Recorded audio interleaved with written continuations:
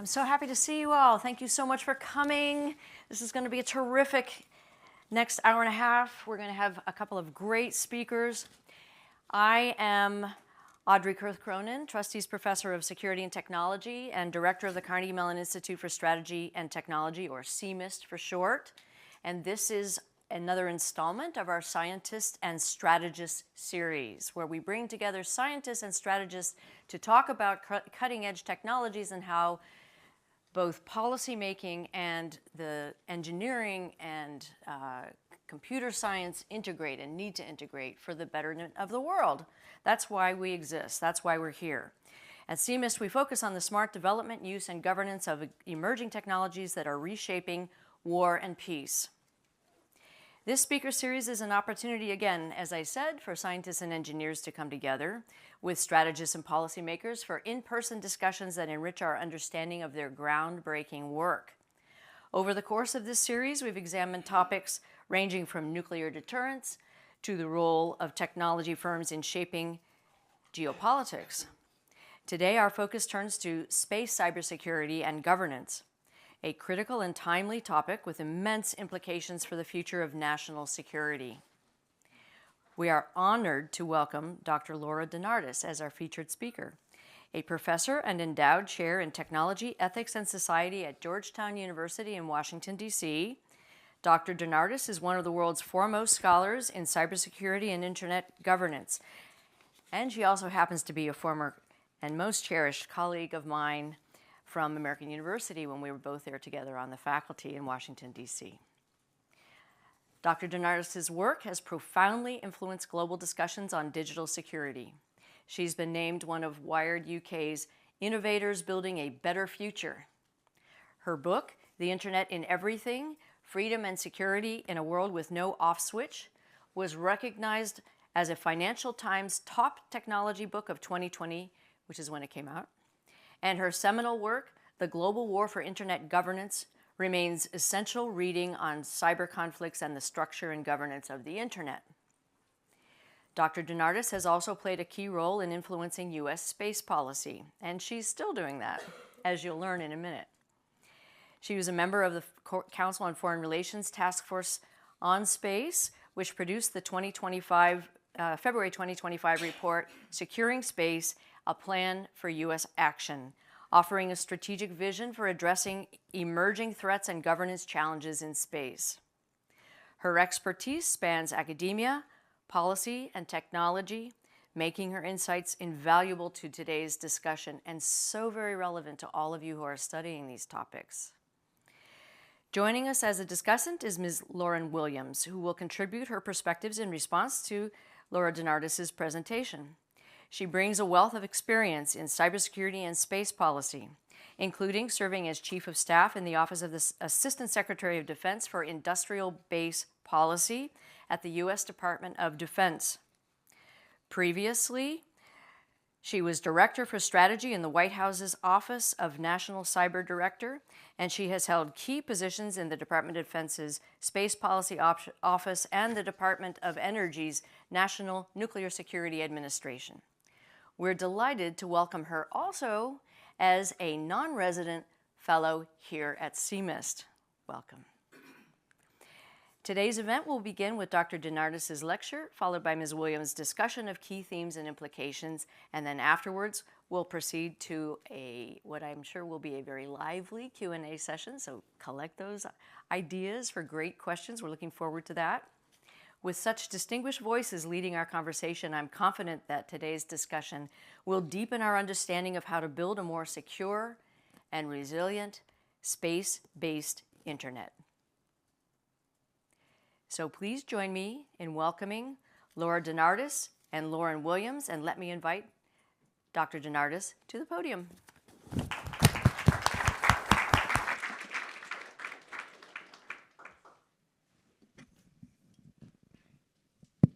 Hi, everyone. Thank you so much for that warm welcome. And I just want to give a special thanks to Dr. Cronin and the Institute for Strategy and Technology for inviting me to be here at Carnegie Mellon today and give this presentation.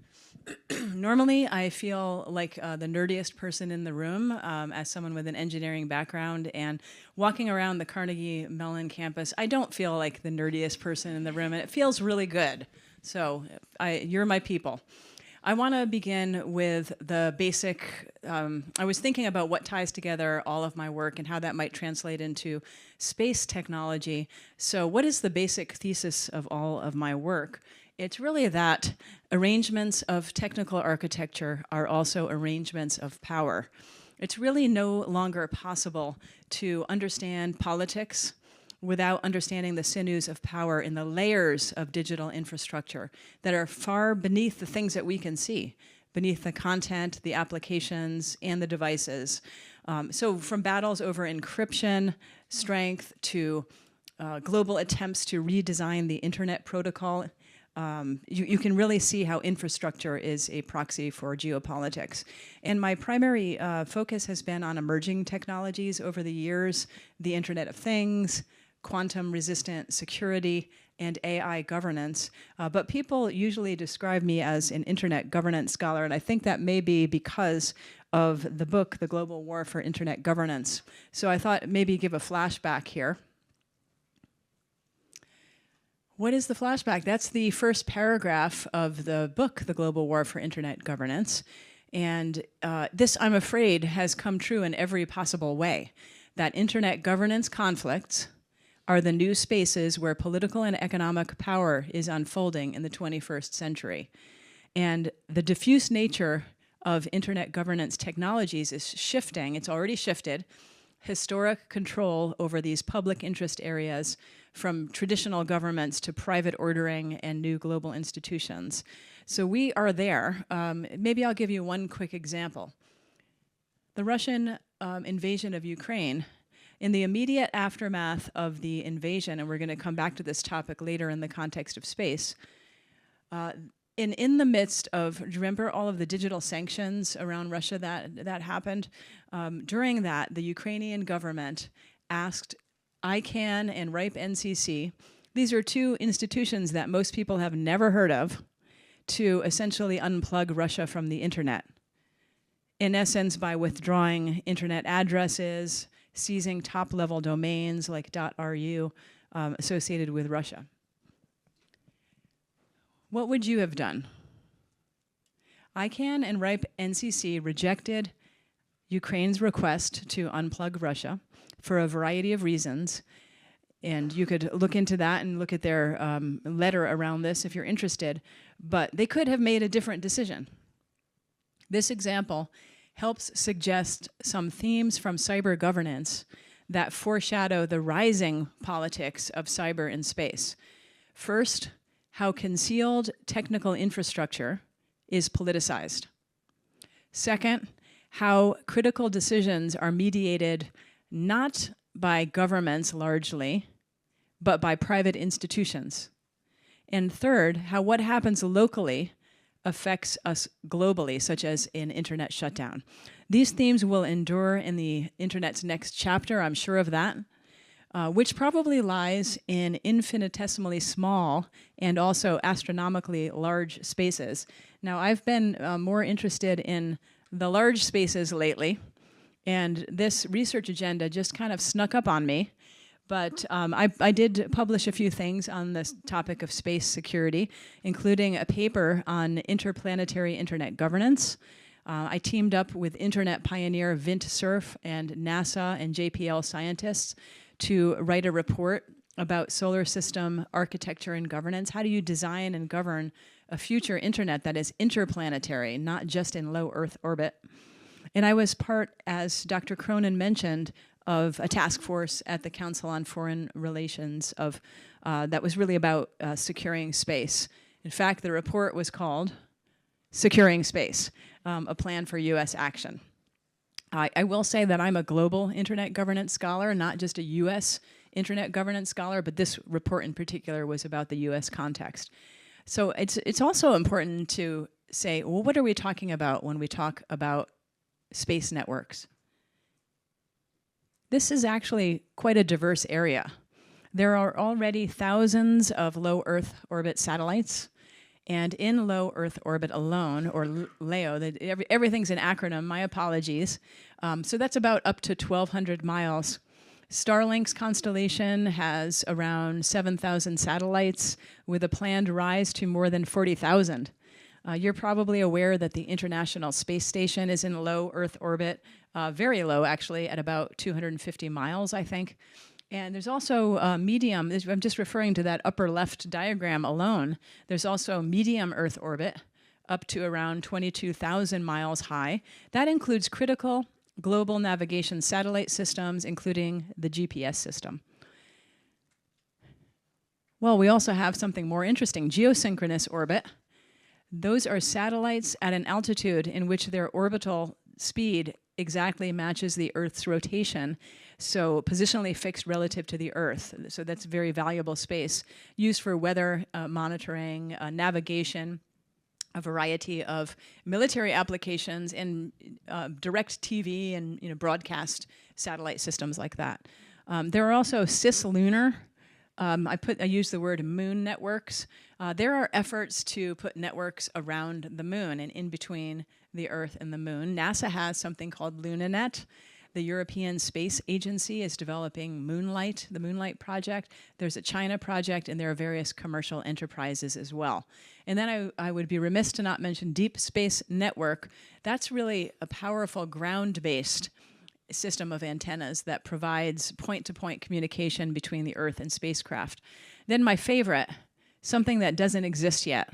I love that one the best as an engineer. Future Solar System Internet. That is really, it's being designed as an interplanetary internet, a general purpose, store and forward, like on the Earth, more of a packet-switched network that could connect many nodes and many networks with the intention of doing what? Supporting exploration, discovery, and communication for all. So all of these, one more point on this slide, all of these have many, many different technical segments.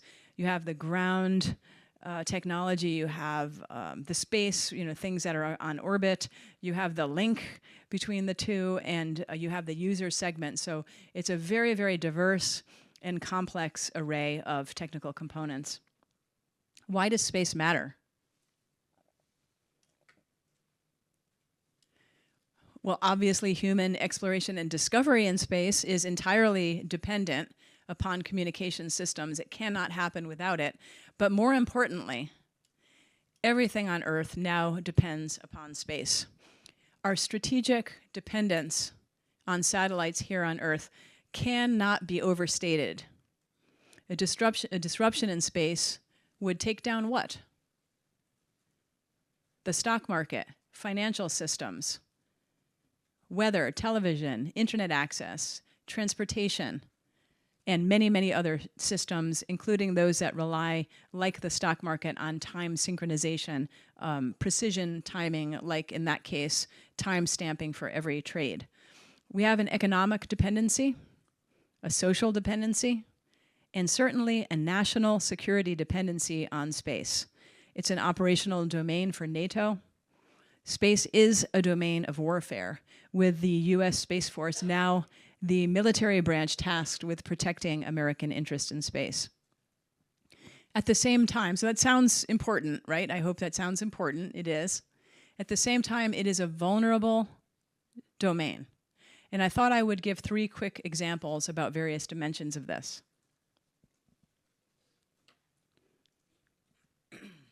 In 2021, not that long ago, Russia shot down a Soviet-era satellite, Cosmos 1408, that had been launched back in 1982. Now, while the first concern of this in your mind might be a national security one, there is another concern. The US Space Surveillance Network identified more than, it's right there, more than 1,500 pieces of large trackable fragments from the breakup. This is potentially catastrophic for the space economy.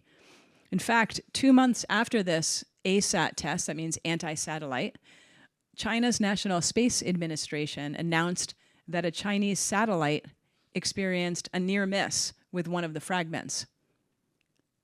Now, the Chinese government, the US government, and the Indian government had previously conducted their own ASAT tests. I'll just give you that historical background. And it's not as much the size of the fragment, that's important, but it's the speed. It is the speed of all of these fragments. How would I describe this? Well, some of you may have read that a fragment the size of a small paint fleck hit the International Space Station, hit a window, and you could actually see an image of that nick. They have very, very strong windows, highly reinforced, and the materials behind that are incredible. But you could see, just like if you hit a rock hit you as you were driving your car, and you'd have a little smash on your window, just a paint fleck. So it's hurtling, these pieces of debris are hurtling through space in speeds measured in like miles, measured in miles per second. So it's a risk to everything in space.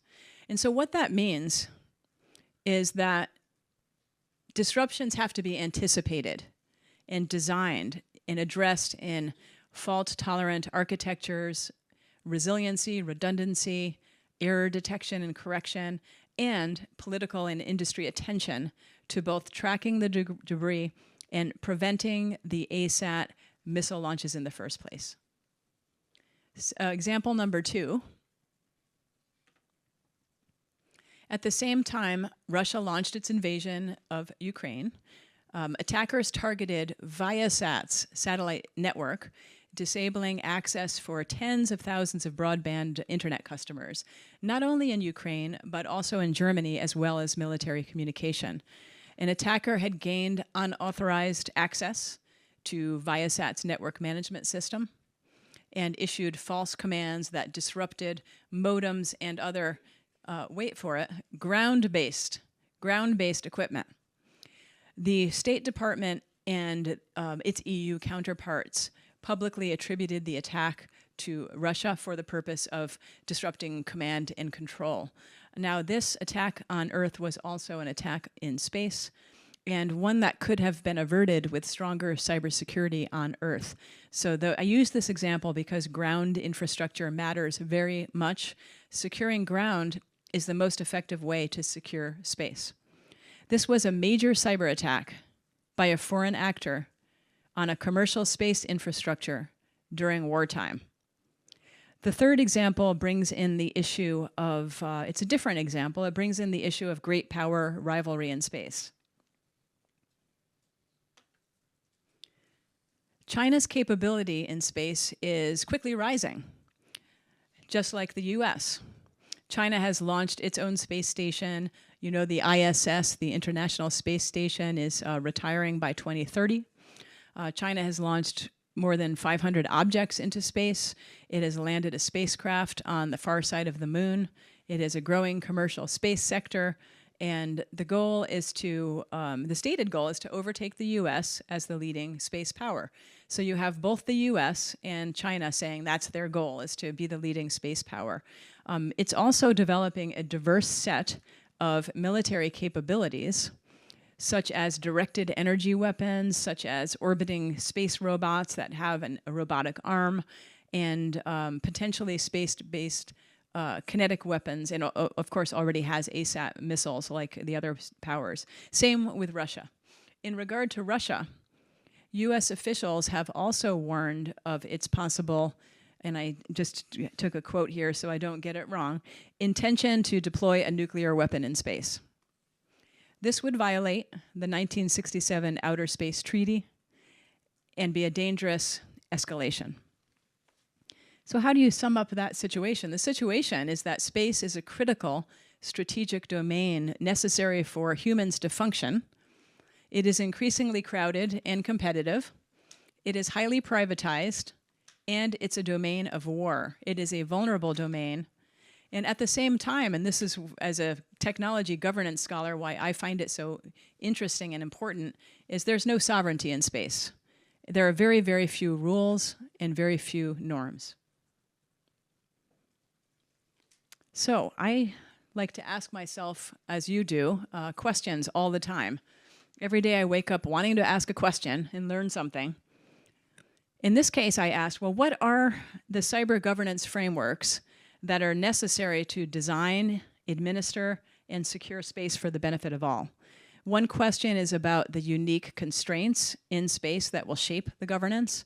Another is about, well, what are the existing space governance frameworks and treaties? Are they at all relevant to modern digital technology?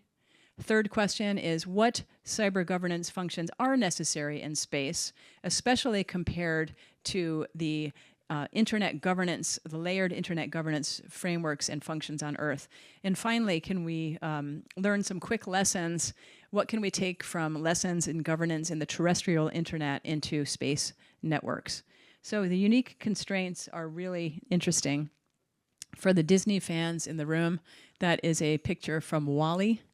And when WALL-E blasts out on the space rocket, if you watch the movie again, look for Sputnik. Sputnik is stuck on the spacecraft, and that a lot of people miss that when they're watching it. That's the congestion problem. That is the congestion problem that's coming.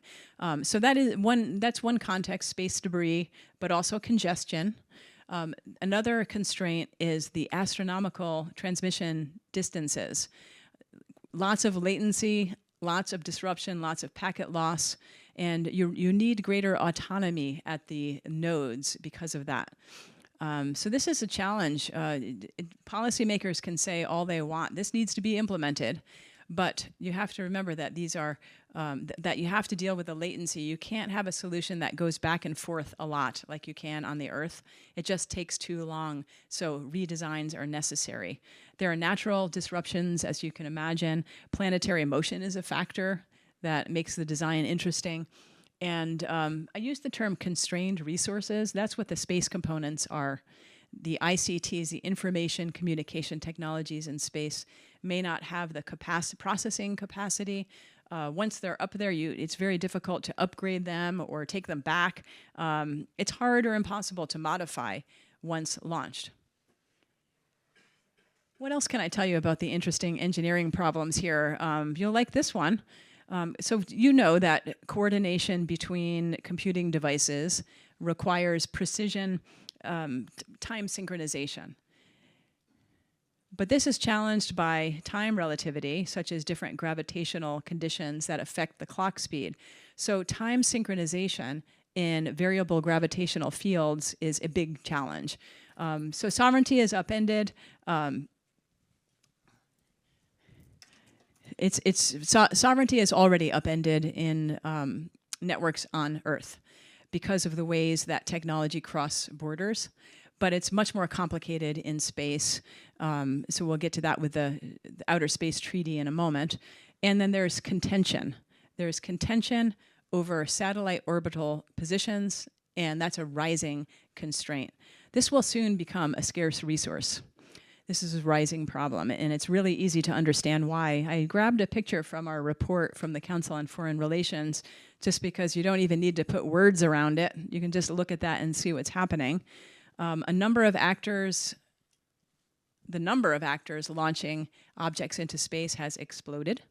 More than 90 countries now have assets in space. It's exponentially rising.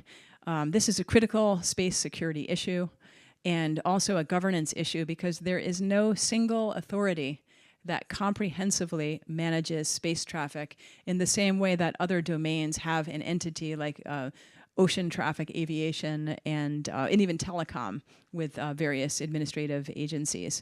The ITU, that's a UN sub-agency, the International Telecommunication Union, does allocate frequencies and orbital slots in geosynchronous orbit, but it's a free-for-all in low Earth orbit. Is there any cooperation at all? I thought I would give you a quick rundown of what the space governance context is. In the Cold War context, very few nations had any programs for space exploration. It was the US, the Soviet Union. The year after Sputnik, going back to our Disney WALL-E example with Sputnik on it, the year after Sputnik was launched, the United Nations Office for Outer Space Affairs was formed. That was in 1958. And they have a Committee on the Peaceful Uses of Outer Space, which is the UN Forum for International Treaties. So on this slide, you can just see, you could find out, you could read these if you're interested, but there are 5 foundational treaties. The most important one is the Outer Space Treaty, because that from 1967, that has hundreds of signatories that are party to the treaty, and it means that space exploration should be for the benefit of all. It should not be subject to sovereign appropriation. That's in the treaty. And the states agree to not place nuclear weapons and other weapons of mass destruction in space. There are also other agreements. The most recent one is the Moon Agreement. It entered into force in 1984, but, and this is an important point, notably, it hasn't been signed by any of the major human space flight countries, including the United States, Russia, China, I believe Japan, or the UK. So interest in the treaties has waned over time. That's a very brief rundown of some of these treaties. Are any of these applicable to the cyber domain? They're not easily applicable. They predate most internet technologies, including the web. They don't directly address communication technology at all. They predate mass satellite proliferation. They predate our strategic dependency on satellites here on Earth. They predate our national security dependency on space systems.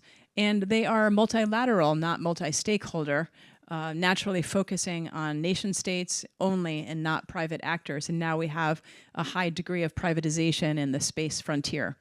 I want to mention that there are other kinds of non-binding international agreements, and the one that I would mention first it has to be the Artemis Accords. The Artemis Accords, initiated by the partners in the Artemis program to return astronauts to the lunar surface. It outlines some principles, some commitments for the peaceful exploration of space. So there are some things. There are some initiatives like diplomatic cooperation among and bilateral cooperation between different regions and countries, but there's not that much. What more can be done? This is what I wanted to suggest, and I think some of these might be good for our discussion that is going to follow fairly quickly. Just a few questions. So question 1, should space assets be designated the 17th U.S. critical infrastructure sector? If you think about our strategic dependency on this and the vulnerability to various kinds of kinetic and cyber weapons, I would say yes. But, and many have recommended this, but you also have to think about how it is entangled with other critical infrastructure sectors like communication, transportation, and IT. So I don't think it's an obvious answer. Some people feel very strongly about it. I think it's probably a good idea, but it really should be seriously considered, and it's circulating in Congress again. Another question or decision point. This is critical. How do we stop all future anti-satellite missile strikes that create the debris and the fragments? There's no binding global ban. There should be. In 2022, the U.S. pledged not to conduct ASAT tests, and that leadership moment had 30 countries follow. The UN General Assembly has worked on this, and other forums have worked on this, but this needs ongoing attention because of the significant threat. Other item for our discussion is there needs to be an international solution to congestion management. This is a problem that will exponentially increase. And the ITU is one possible forum for this, but there are geopolitical considerations around that. And also the question of whether this should be a multilateral or a multi-stakeholder body in some way. Again, I don't think it's obvious. The solution to that is not obvious either. Deterrence absolutely needs attention. The signatories of the Outer Space Treaty, as I mentioned, have agreed to not deploy nuclear weapons in space. But this needs reinforcing. It needs expansion into other kinds of destructive energy weapons and possibly even the cyber weapons. So maybe this can build from cooperation in areas that are a little easier, such as collision avoidance, rescue agreements, and space situational awareness cooperation, and maybe search and rescue. So perhaps this can be built from some other area, but it's not there yet. And then we also want to talk about best practices for cybersecurity in space. And this is very, very similar to cybersecurity on the Earth, but you have to account for those constraints that I mentioned. And fortunately, there are many frameworks of best practices that the private sector relies on, from NASA, from NIST, from the Cybersecurity and Infrastructure Security Agency. There are DoD and intelligence compliance frameworks, and many, many different areas there. So that's a sweep through some of the policy issues around space networks. And I just wanted to end with the solar system internet, like looking into the future now, designing a secure solar system internet. Is it well, let's address the elephant in the room. Is it too soon to design a solar system internet, never mind think about its governance? What was going on 50 years ago? If you think about what happened 50 years ago, history tells us it's not too soon to think about it. And I view design as part of governance because you structure the conditions of human rights, national security, and economic liberty within the design. So the internet has only recently turned 50, and that's only if you count it way back to the late 1960s American milestone of the first packets exchanged over ARPANET. And what was happening then? The founders of Google and Facebook weren't yet born. NASA was still preparing the Apollo 11 mission to attempt the first lunar landing in history. And this all happened in my brief lifetime. The pace of technological change has been unbelievable. What will happen in the next century? Similar to the early ARPANET, it may not be possible to envision the uses of such a network, but certainly support of discovery and exploration and space stations, connecting networks, supporting human space travel eventually, and lots of national security and intelligence applications.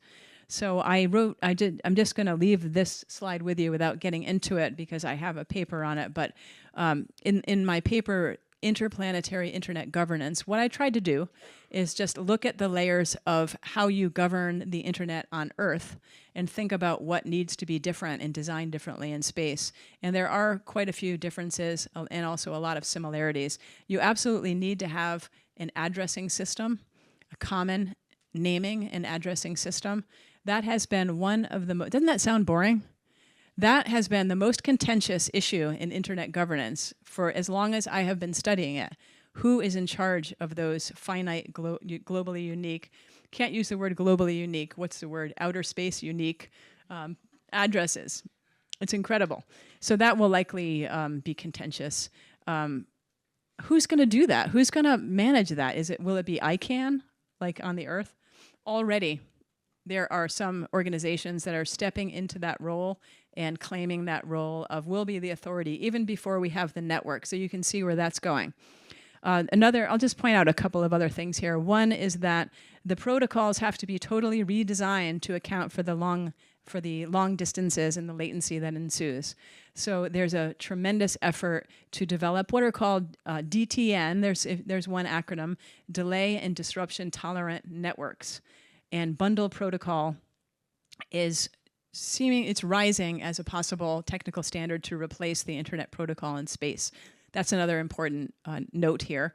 And then interconnection, that's tough because on Earth, private companies make decisions to conjoin their networks. This investment will likely first be done by space programs because the commercial applications are so far into the future. It'll be public-private, but it will be probably, I'm guessing, led, as it is now, by space programs. But you can't just agree to connect. You need contact plans because everything is constantly moving. So you have to engineer where the thing will be in order to have the contact plans. So those are just a few thoughts about a framework for governance of the solar system internet, and I already hinted in that brief discussion of some of the lessons learned. One lesson will be that there will be contention. I think it will come in terms of the addressing initially in that common numbering system. Another lesson learned is that we made some mistakes, and I say we because I was involved in the early defense data network. So that one mistake is that there are two important technologies of the internet that don't interoperate easily. IPv4 and IPv6. I see some heads nodding. These are two different addressing standards. So we have to make sure there's backwards compatibility between the solar system internet and the Earth internet. And this is not preordained. That's going to be a tough problem. Another lesson learned is that there'll be tension between multilateral governance and multi-stakeholder governance over the various technical functions. And a final lesson learned is that absolutely, as has always been the case in powerful technologies of communication, the infrastructure will be co-opted for reasons that had nothing to do with the design of it. Many of you design things. There will be people that co-opt that for other reasons, and in many cases, it will be co-opted for not geopolitical reasons, but for heliopolitical is a term that I use just to say we can't use the term geopolitics, but there'll be heliopolitics in this. So as a final note, let me just say that I'm personally excited about the efforts that are underway, not only around the long-term solar system internet, but also the moon networks, LunaNet and Moonlight, the work on the delay and disruption tolerant protocols that are being implemented in that. I'm excited about the private satellite race that's happening and a lot of the innovation. I've seen more SpaceX launches than I can count. I just want to disclose that. When I was younger, one of the greatest moments of my young life was seeing a nighttime space shuttle launch. Been out to the Kennedy Space Center. I wanted to be an astronaut when I was younger. I just love this so much, and I think because it's so important, that's why technology governance has to rise to meet the moment. Thank you very much.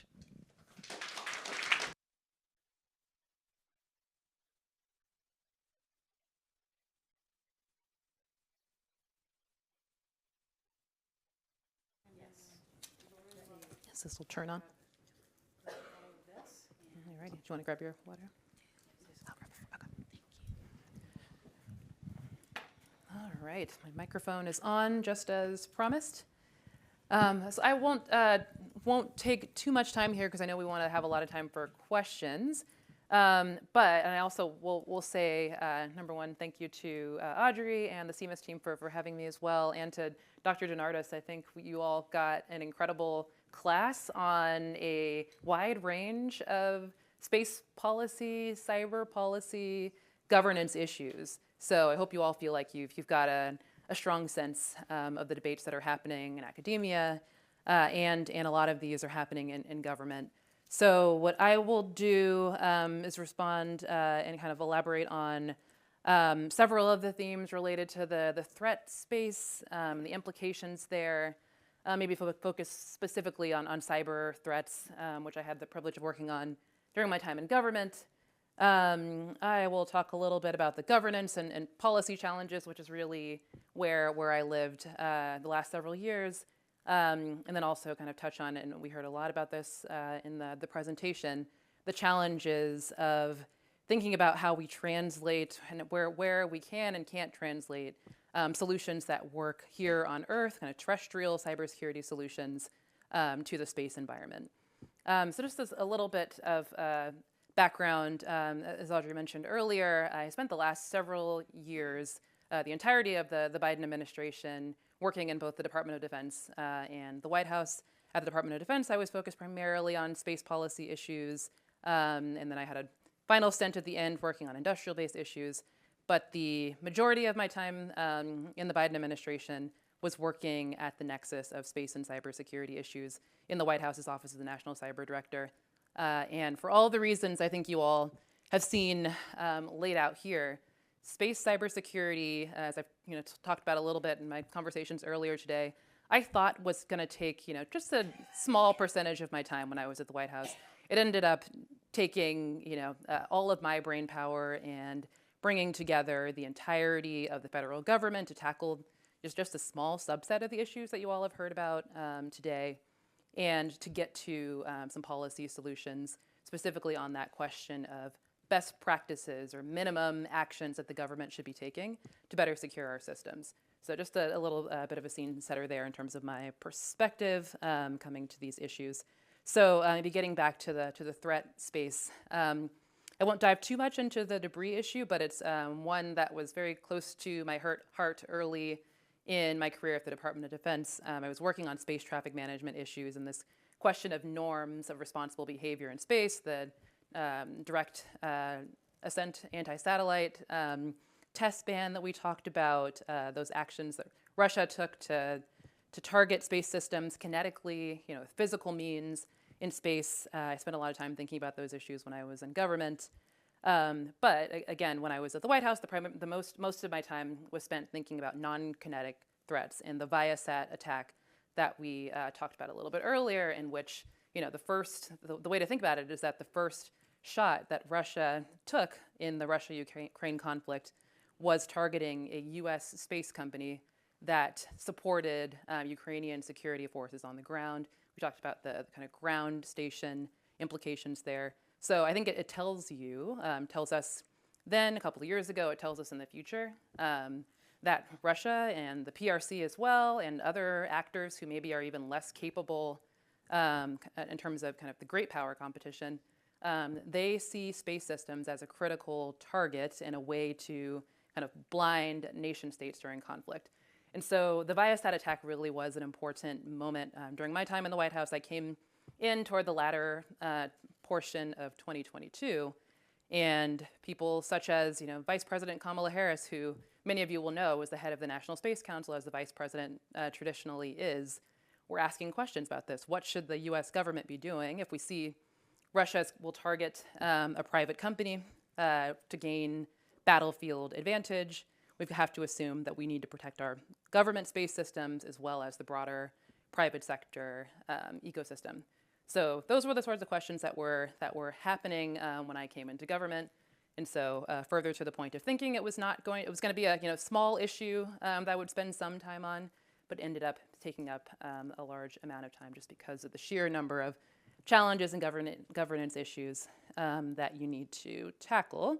The rise of the PRC, we talked about their kind of growing space prowess, both on the growth of their private ecosystem and the investment that they're putting into the space domain. We've also seen that they've had interest in targeting space systems through cyber means. So both of our great powers, Russia and the PRC, are really focused on this issue. And one of the quotes I like to highlight from colleagues down in DC at the Center for Strategic and International Studies is that cyber means are nation states' preferred threat or attack vector for space systems. And again, for all the reasons that we've talked about, targeting space systems has a whole range of downstream impacts and there's a lot of reasons to be concerned that our nation state threat actors are really focused on this. So that's kind of on the threat side of things. And then we already heard a lot of the reasons why cybersecurity on Earth, there are a lot of lessons to be learned for how we better secure space systems, but there are also a lot of challenges. So just the fact that satellites have very limited swap, size, weight, and power constraints. Every inch, or maybe even less, centimeter of a space system of a satellite is used for some very specific purpose. Adding on or tacking on, cybersecurity considerations is a challenge. And then there's this legacy challenge that we talked about. Once a satellite is launched, it's legacy the next day or even the moment after. And so if we weren't thinking about cybersecurity when we built the satellite, then it's really challenging to navigate how to secure systems after the fact. So some of these things are really unique to space systems. And then again, we talk about this kind of global geopolitical landscape, yes, the satellite might be launched by the United States or it might be launched by a private sector actor, but it's traveling around the globe, and there are geopolitical implications of any satellite. So just some of the reasons why cybersecurity in space is a bigger challenge or a unique challenge even to tackling cybersecurity here on Earth. And then lastly, I'll speak to some of the governance and policy challenges. And one of the things that I was reflecting on throughout this discussion from a policymaker's standpoint is just how many players there are, that if you're gonna, so to maybe skip to the punchline a little bit, when I was in government, what we decided to do after a large amount of engagement with private space companies, we ended up meeting with hundreds of individuals at space companies, over 130 or so companies themselves. They raised a lot of challenges to us in terms of how they should protect their systems, especially in light of the fact that government stakeholders or government actors like Russia were targeting their systems. And so you've got the private sector. Within the federal government, I sat in the cyber director's office. I was working on space issues. I worked with the National Space Council. I worked with the National Security Council. That was just in the White House. When you talk about the cyber government space, you're adding in dozens of government departments and agencies. When you talk about the space policy ecosystem, that's another dozen departments and agencies. And when I wanted to talk about cross-cutting space and cyber issues, that meant having to get all of them around the table. And it is very difficult to get government partners to agree to anything. And so at the end of the day, what we in the White House were driving toward was articulating some minimum cybersecurity requirements for space systems, which were informed by the private sector conversations that we had and bringing them back into government and communicating those and kind of refining those and thinking about what the common floor of cybersecurity should be for space systems. So that's all by way of saying the government governance challenge, even just in the federal government, where I lived for the most part, and then expanding that out to U.S. companies, trying to take into account the perspectives of multinational and international companies, and also trying to bring in the perspectives of international partners. So I went to a lot of international discussions to make sure that we were doing work that was compatible with our other government partners. That just kind of speaks, I think, to the number of people that you need to get together to develop policy in any one of these areas. So many other, I think there's so many different kind of policy gaps and challenges, I think, that need to be addressed still. We talked about the question of critical infrastructure designation. That is one of the kind of leading policy prescriptions that's being discussed in government, but lots of kind of views on either side. So today, basically, we don't really have a kind of central mechanism within the United States in government, and to include the private sector, where people come together and talk about space critical infrastructure issues in the same way that we do have formal mechanisms for people to come together and talk about communications or energy or water systems, other critical systems that we rely on. So we'll see what the kind of future of these sorts of challenges looks like. Yes, few norms and rules and policies exist, but on the flip side of that challenge and the fact that it really is kind of a wild west when it comes to the world of policies and requirements to help secure space systems, I think that's what makes this policy area really exciting. So for any of you all who are thinking of doing your research on space issues, space and cybersecurity, space governance, these sorts of things, or interested in going into government one day, there's a lot of questions. We've pulled out a lot of them already today that still need to be answered, and that's what makes this a really exciting policy area. I think those are the key things that I wanted to respond to. We talked about the existing treaties that are out there. Do any of them have implications for cybersecurity? And I think your answer, Dr. DeNardis, was not really, and I would agree with that. There's still further to the point of there being so much kind of gray space and white space for smart minds to think about how we bring those decades-old treaties into the present day, and especially in the context of cyber threats that are prevalent today and increasing. Especially we've seen the PRC sponsor cyber actors who are kind of burrowing into our terrestrial technologies. I think we can only assume that interest expands to space, just kind of further emphasizing the threat scenario. So with that, I will stop for now, and then we are going to get into some more questions from Audrey, and then I think from all of you. Thank you.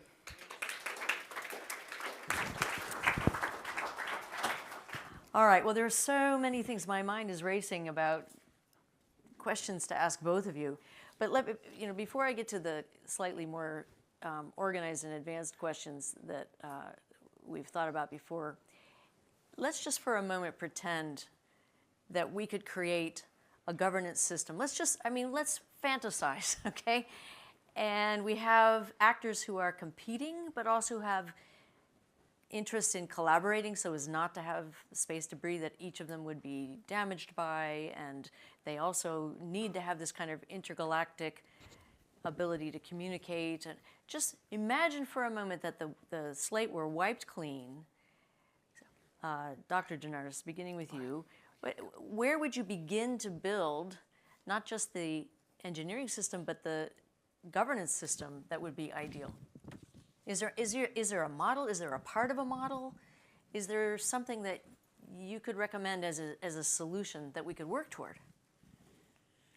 Well, let me start with the most difficult first. I really think there needs to be cooperation on deterrence in space, and because even though you could build from the existing model of the Outer Space Treaty and extend it to other kinds of weapons. It specifically talks about nuclear weapons and weapons of mass destruction in space, but it doesn't talk about directed energy, new kinds of energy, directed energy weapons that can be just as destructive, and it doesn't talk about cyber weapons. I don't know what the prospects are of this, of not using cyber weapons in space, but I think that if we revisit the treaty and try to extend it on the margins a bit, I think that would be a beginning. I also think that it's very doable to have some kind of an international entity that manages the space congestion, and that it's just a matter of picking which one it is. It will be contentious.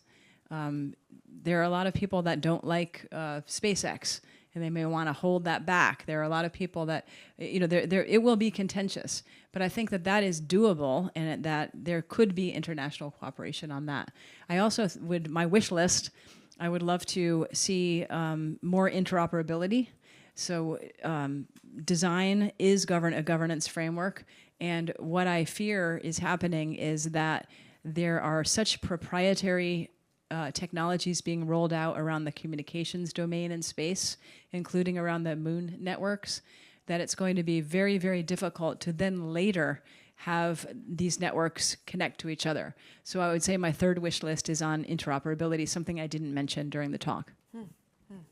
Did you want to add anything, Lauren? Sure, maybe just quickly, I think on the, to jump on the kind of deterrence and space point, and how potentially some of the existing treaties could be, maybe not, I guess expanded probably is the right word, or could be updated to include, modern attack vectors. I think my first thought is that when it comes to cyber attacks on space systems, I think at least today, the cat is already out of the bag. That's the preferred kind of way that states can target space systems, and because there's a low barrier to entry, as opposed to building out a missile that can target satellites in space. That's like very hard as compared to building a cyber weapon that can be deployed, especially against space systems that generally don't have that great cyber defenses built in.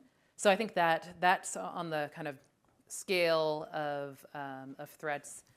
Some, unfortunately, I think maybe are already out of the bag, but then getting back to other threats on the further end of the spectrum, like destructive anti-satellite missile tests, I think those are ones that are not as many countries have the capability to do. Probably still some continues to be opportunity to get more countries to sign on to that ban, and then maybe what we thought was a no-brainer norm or rule in space, which is not to deploy nuclear weapons in space, but potentially Russia has already done that or created the opportunity for itself to do that in the future. I think those are the kind of key issues to really focus on for governance.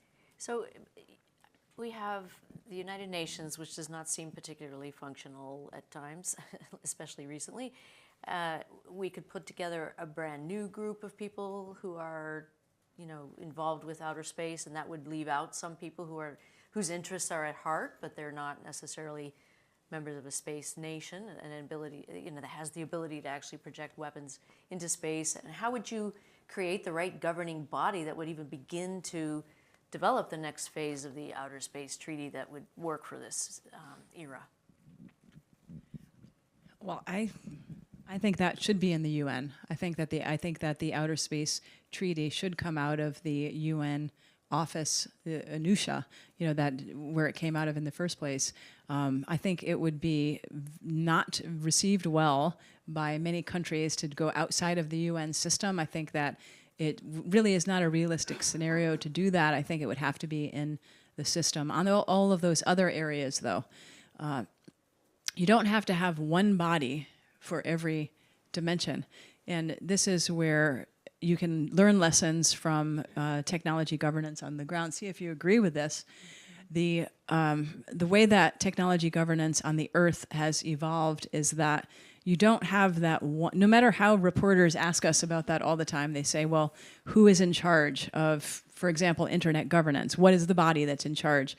It doesn't make any sense when they ask that, because there are technical standards institutions, there are coordinating bodies over interconnection, there are interconnection points, there are private bodies that do different things, there are certificate authorities for encryption and handling public key cryptography. There's ICANN and the whole, even one small area like ICANN, the Internet Corporation for Assigned Names and Numbers, is involved in, it has all these sub-agencies, domain name registrars, regional internet registry. It goes on and on and on. And I think the same thing will be true or should be true for space. And that you, instead of seeking that silver bullet where you really wouldn't be able to get a lot done, having things that target the specific layered problems of design and governance and then try to tackle those problems. I think that probably would be the more expeditious way and realistic way to do it, in my opinion. Yeah, that makes sense. Anything you want to add, Lauren?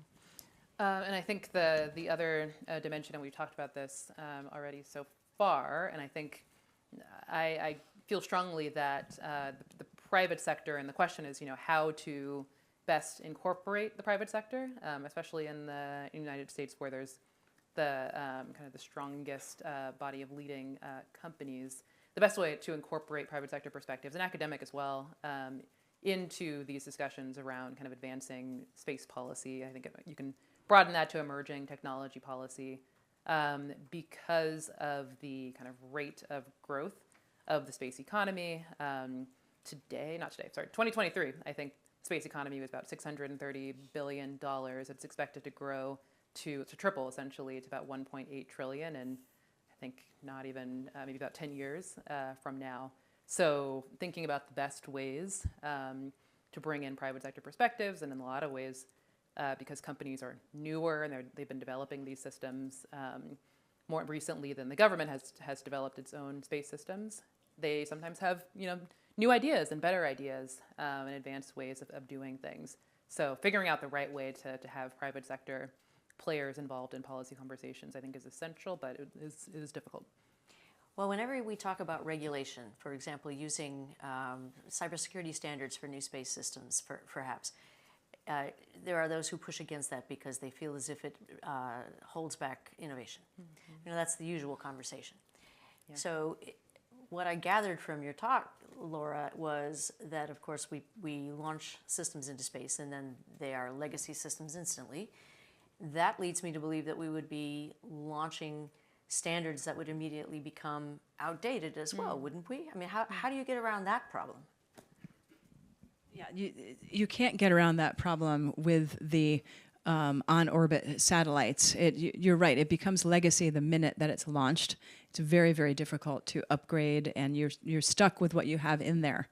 That makes it all the more important to have the highest level of available cybersecurity requirements in the satellite that is launched. And that's also only one of 4 areas that you can have cybersecurity for. The others are a lot easier. The ground systems can be updated, they can be upgraded, you can have all kinds of access controls, you can have really heavy encryption, you could have you can have pattern recognition using AI to see if there's a denial of service attack on something. All of the things that are available. You could have anti-jamming technology on the signals going up. You can encrypt the signals. You can, and then also the user is part of it too.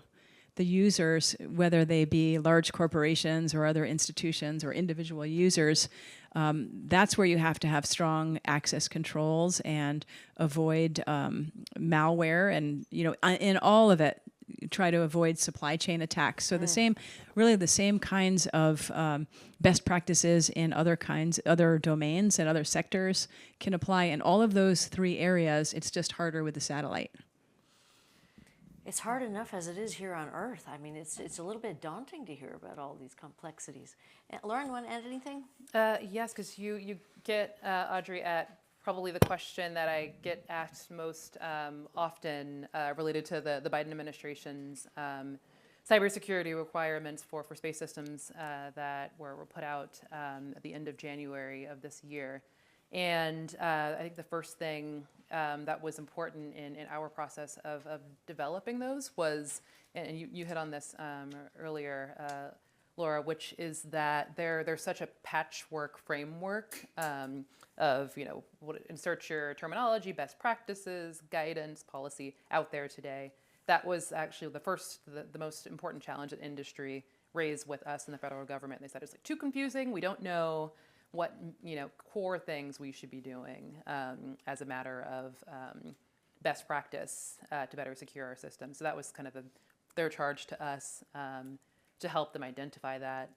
And then to the point around, so that kind of was the impetus for developing and clearly stating out what some of these core actions should be.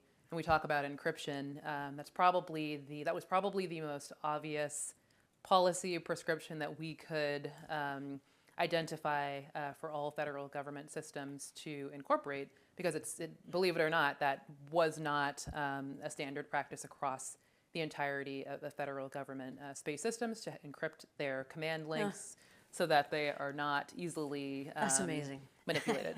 So that was a pretty simple one from a matter of policy, but required a lot of interagency friendly, most of the time, discussion, because it's expensive, it's hard to do, but it was a no-brainer. So I guess the point was that what we were trying to do was plug the holes of the most common threats that we knew based on the intelligence that we had at that time. So that's kind of where each of those actions came from. But that being said, the threat is constantly changing and evolving. And so it was very much understood that those would need to be updated and iterated on with the evolving threats, because they change constantly. Okay. All right. Well, then, to draw this to its natural next step, let's say that there is a major cyber attack on space systems and it takes down a lot of global communications. What is our response? Are we prepared? Did we treat this kind of a cyber attack in the same way that we would an attack that occurred on Earth? Or what happens next? There would be quite a few systems that would be hard to bring back immediately. So the first phase would be to identify the systems that could be routed around the space dependency and rely on things like microwave, things like just traditional telephony, and point-to-point radio communications. I mean, there are some things. The first priority for me, if I were running a team doing this, is to say, how do we get our hospitals okay, right? Things like that. Hospitals are very vulnerable. They're subject to ransomware. They don't have the best cybersecurity. But they also sometimes depend on satellite systems, just like everything else. So I would say take care of the most immediate needs. Second thing is food security. and just one by one go through the sectors, energy, the energy grid.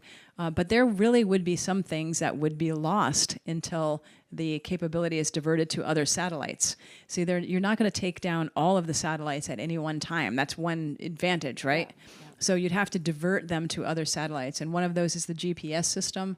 One is weather, and lots of military satellite capability. So it would just be a sector by sector event. Some things are very easy to route around. You don't need satellites at all. You just replace it with ground communication.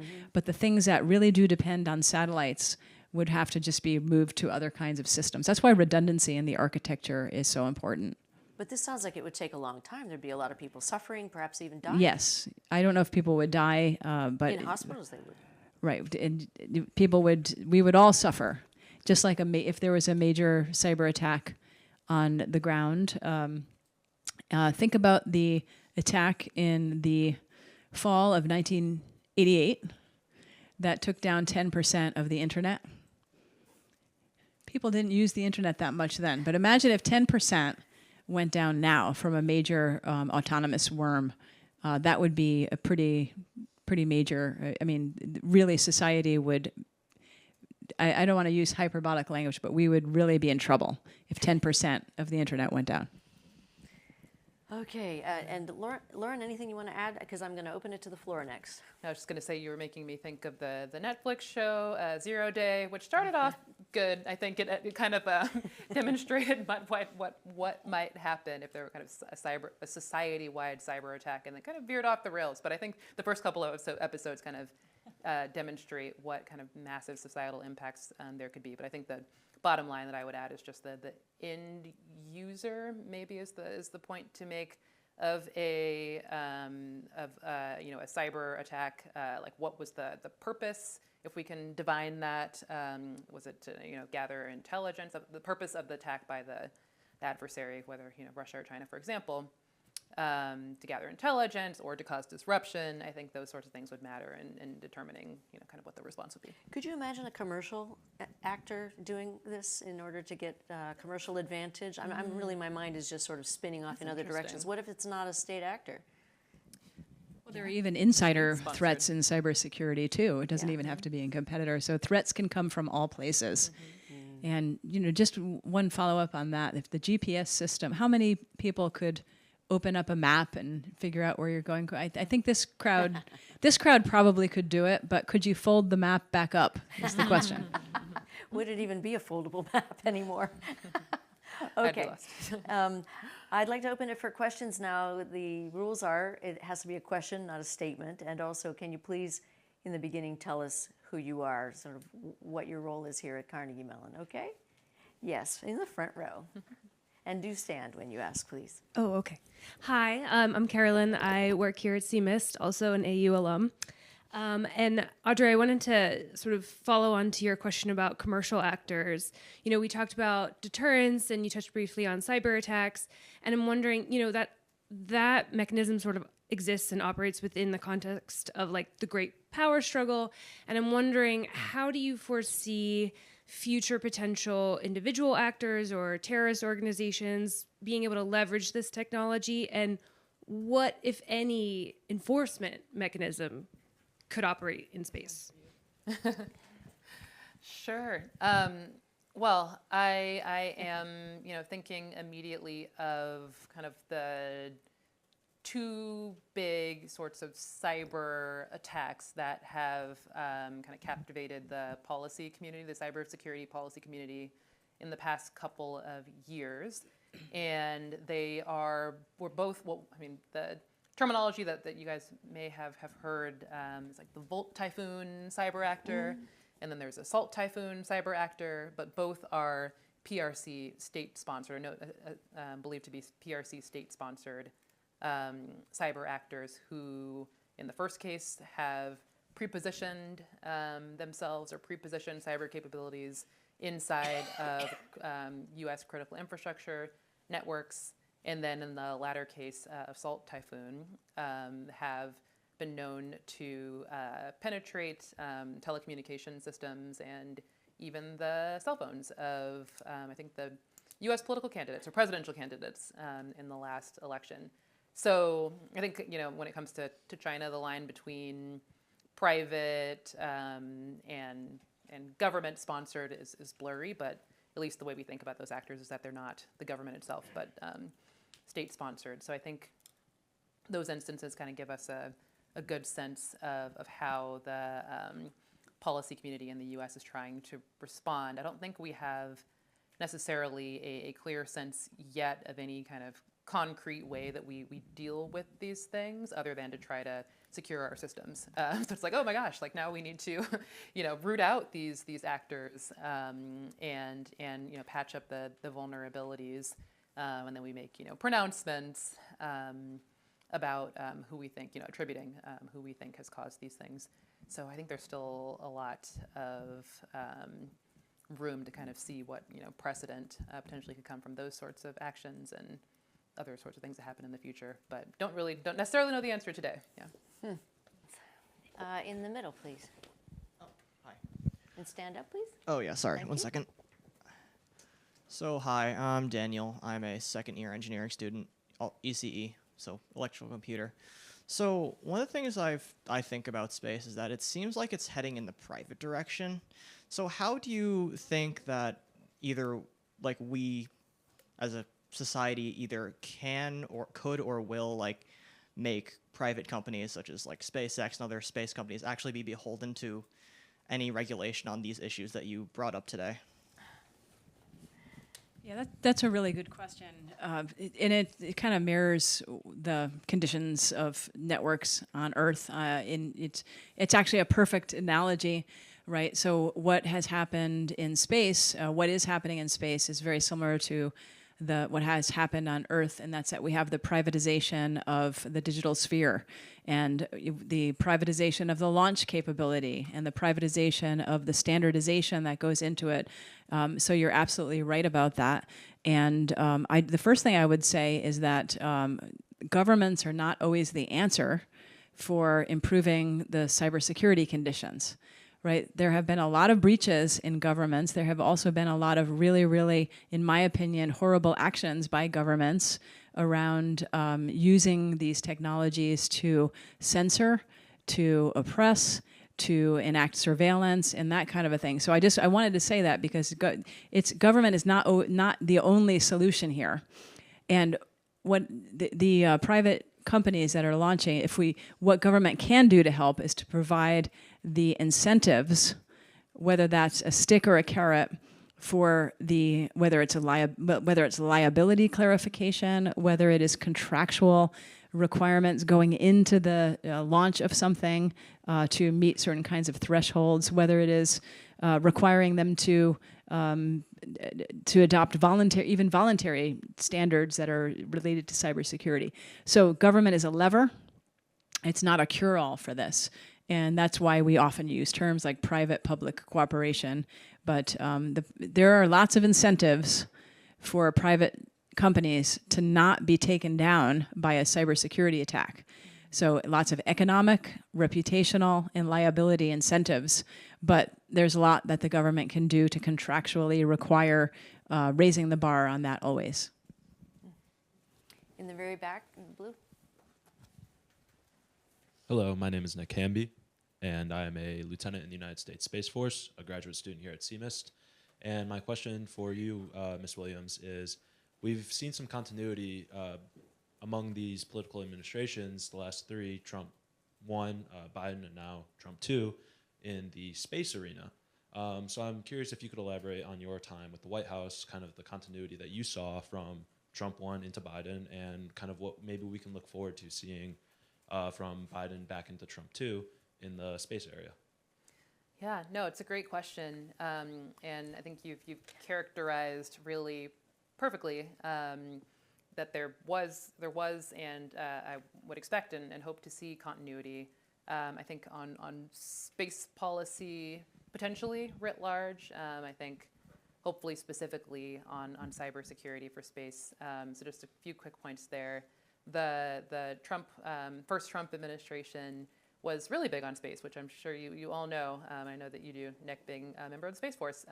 Lots of institutions were created during that time or like invigorated. There was a lot of investment and rather a lot of energy and interest in investment in the space arena.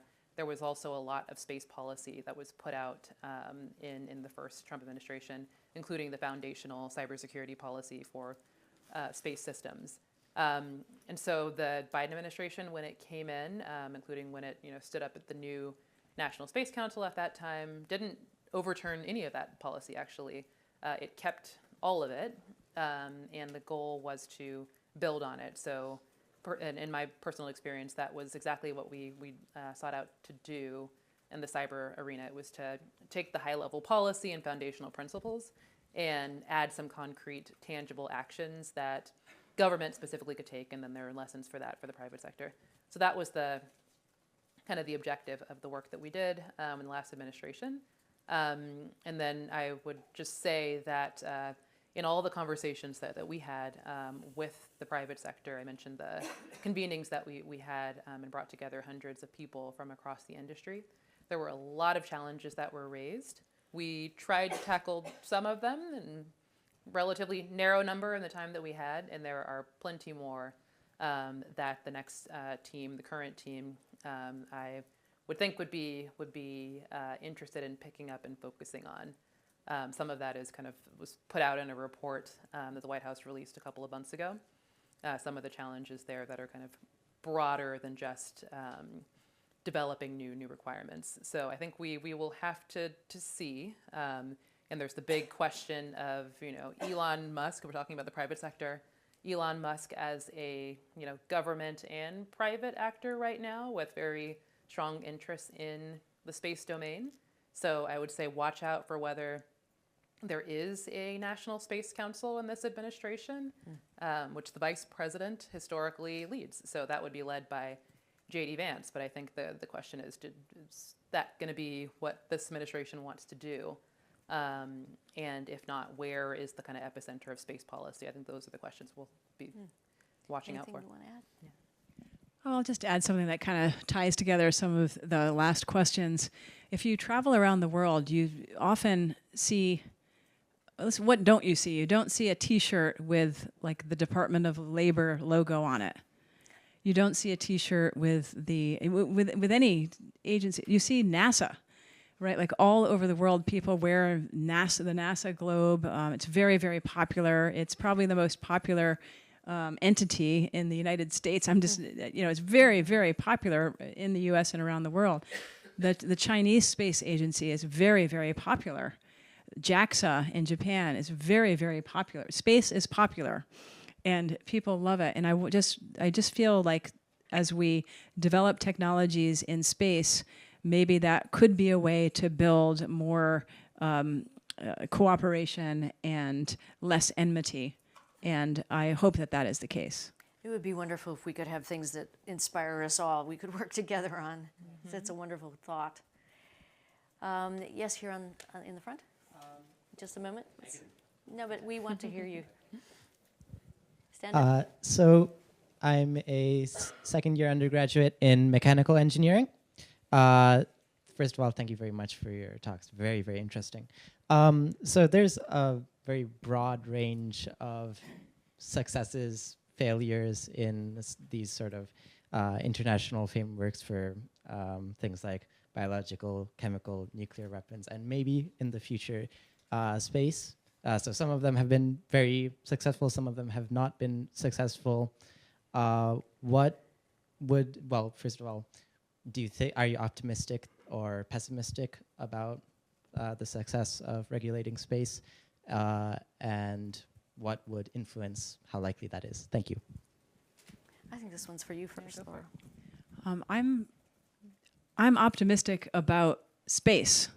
I'm optimistic. I think we're going to have wild technological innovation that we can't even imagine yet, especially with the new overlay of quantum and the coming overlay of quantum and more powerful capabilities deeper and deeper into space. I think that's an area that has to be regulated. I think that's necessary in order to do that. And I'm optimistic that we're going to have a solar system internet. The word regulation may not be as good as the word governance in that case, right? I think that's the word that I would use, because how do you provide the incentives for that? How do you provide the cooperation in order to have things like shared security standards and interoperability? And I like to use the word governance because that reflects the private sector governance, the privatization of governance, and the cooperation among the private sector too. So if you take it as governance instead of the regulation word, I'm very optimistic. And I'm also worried. I'm optimistic. Shoot. I'm optimistic, but you can be optimistic, but still recognize that there are vulnerabilities that really need to be addressed. Yeah, I was going to say, we often talked about at the Department of Defense, and I know a lot more broadly about the need for rules of the road in space, and I think that's especially true just because of the explosion of Looking activity. forward to roads in space. Yeah, like lanes of some kind, just because there is so much activity and it's so much government and private sector activity commingled. So I think people who operate in space on either side of that divide just recognize they're really, I think we're already past that point. There's a need to come together and solve some of the fundamental issues, but the form that takes, I think, is still yet to be seen. Well, I prefer that we end on the topic of optimism in space. I think that's a great idea, and thank you so much for great questions.